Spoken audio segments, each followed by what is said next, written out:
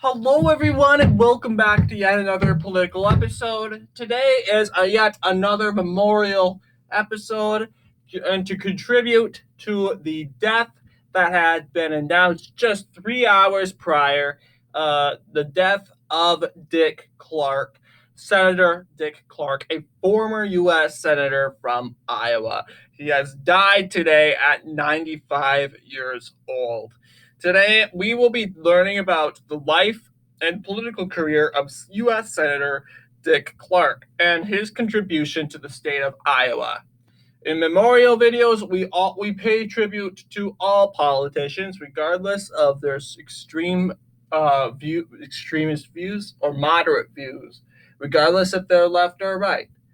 Anyway, we're here also to respect the family and those who followed the victim. And I wouldn't say Dick Clark was a victim. It's not like he was murdered or something, but he died. So he could have died out of old age, which there always has to be a cause of something that leads to your death, even old age. So let's get started. So, Dick Clark. Uh, this isn't like a biography. I'm not going to go over the whole entire life of Dick Clark, but to get a general idea of who he is, senator from 1973 to 1971, he is indeed a Democrat born in Paris, Iowa. Paris, Iowa. I wonder if that's like a small country city.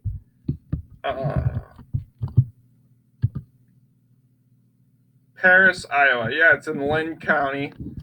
Yeah, I think it's like it's unincorporated, so very unpopular. So 1928, that's where Senator Dick Clark was born. Early life, he and once again, I don't read all of this. I have limited time, I'm not going to read the whole entire article and go over the whole biography of uh,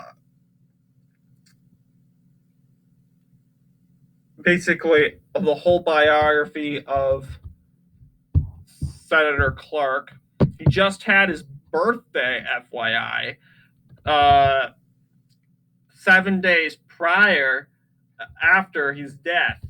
He died. 7 days after his birthday, on September 14th, he sadly passed away. He died in Washington, D.C. At his home 6 days after his 95th birthday. Oh, yes, and there's also the Clark Amendment. I don't know if that was named after him. Yes, it was. Okay, so he was known for that.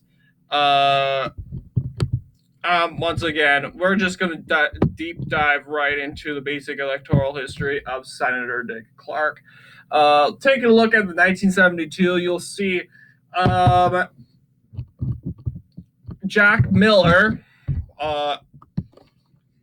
runs for re-election. However, he does not do so good.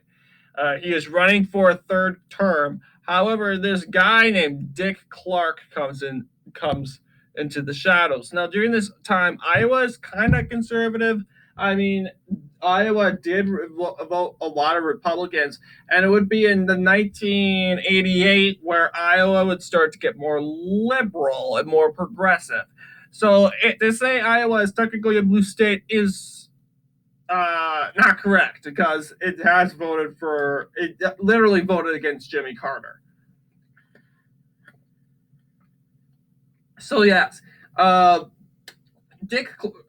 Jack Miller got destroyed, and Clark managed to destroy him by 11 points by a victory margin. He did pretty well, but not so well in the next election. Unfortunately, 1978, Dick Clark fell the hard way when Roger Jepsen defeated him, defeating his attempt to win a second term into the Senate. This was the last time until 2014 that a Republican would win Iowa's Class 2 Senate seat, as you know. After Roger Jepsen, this seat goes completely blue until 2014, where it basically signals that Iowa is basically becoming a potential swing state again. Yeah, you'll see Democrats loved Clark. However, Clark managed to fade away. And he's not a hero. I would argue he's not much of a hero because I mean, sure, he won 55% of the popular vote. That's probably because he got farmers on his side and all that stuff. And then, but however, he when it goes to we go to like 1978, you'll see that Democrats, they weren't really holding up with Dick Clark that much, which led to his potential defeat in 1978. So that is the little talk when it comes to Iowa. So rest in peace, Senator Dick Clark. I keep calling him Dick Scott. This is ringing through my mind. But anyway, yeah, short tenure in the United States office, just 6 years. But what do you guys think of Dick Clark? Anyway, we pray for those who knew Dick Clark and his family, and we give rest for Dick Clark. May you rest in peace. Anyway, thank you all for watching. I'll see you guys in the next political episode.